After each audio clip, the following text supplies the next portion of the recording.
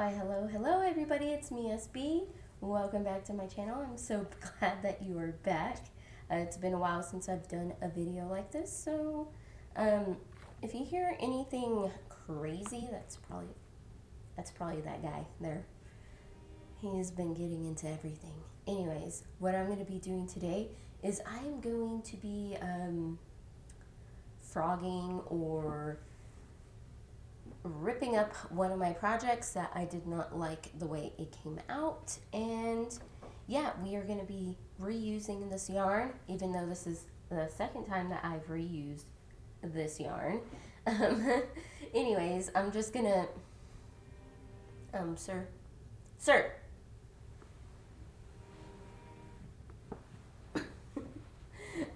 I'm just gonna kind of speed through the process of me finding the ends and undoing the sweater here, because I want to try to remake this, but I don't want to have to use more yarn, because what if it comes out bad again? I don't know. I mean, I like the way it came. Yeah, this guy here. Sir, come here. Come here. Come here. Just chill out. There you go. See? You see what happens when you just chill? You get to get on camera and we get to enjoy our time together. Yeah, he is a very sickly cat. He always has allergies. He has runny. Apparently he doesn't want me to pet him. Yeah, he's a spoiled cat. Anyways, I'm going to go through the process of me doing this. Basically, if you maybe find something at a thrift store that is, you know for sure that is hand crocheted or hand knitted or whatever, and you just want to use the yarn, you certainly can do that. All you have to do is figure out which end is the end, and sometimes that could be kind of difficult. For me, it's actually going to be right here at the bottom edge, because I made this. I know where I started, where I ended.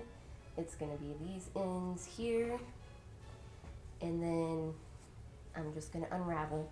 I'm actually going to start with the sleeves, because the sleeves were added on later.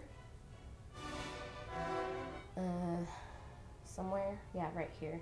You can see the seam. I don't know if you can see it, where it runs up, and it was worked in the round and ended here. And then I added the cuffs later.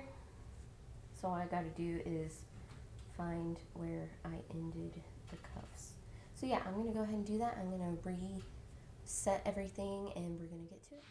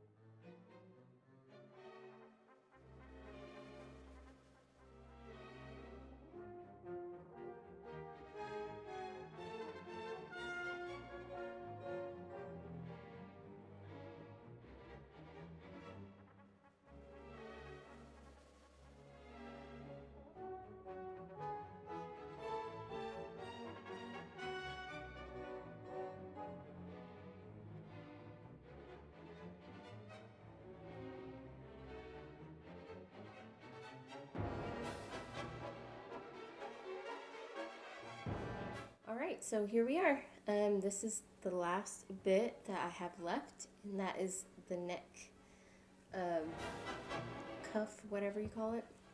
And I am done. I'm not sure how long it actually took me. I think it probably took me around maybe an hour, and that is only because. And the only reason why it took me about an hour was because I was doing other things, and then my cat was getting into it and going crazy, and yeah. But yeah, this is a great way to, reuse your failed projects and not necessarily get rid of them. You did it, you found out that you didn't like it, so why not just reuse the yarn? Like I said, this is like my third time undoing this yarn and undoing a project made with this yarn. And for some reason, I think it's the yarn really that I don't like. But as you saw, I did have a little struggles there that happens after you weave in ends and all this stuff. When you're undoing it, sometimes you have to cut some yarn, sometimes you have to kind of just manhandle it and break it with your hands or cut it or whatever. But I tried to find the ends where it was, joined together or, fastened off. And a lot of times if you've crocheted for a long time, you can identify them and get them out without any incident, without having to cut the actual yarn. I would say if you bought like a commercial made type top, like a knit top or something, those are usually made with machines, so those might be a little bit more difficult to find the ends, because I'm not really sure how those machine knit ones look. Like, I've never taken one apart, so you might actually have to cut some of the yarn just to get the yarn started. That's entirely up to you. Some people might say that this is a waste of time. Why are you doing that? Just go buy some more yarn. Well, my thought process on that is this yarn that I bought cost money.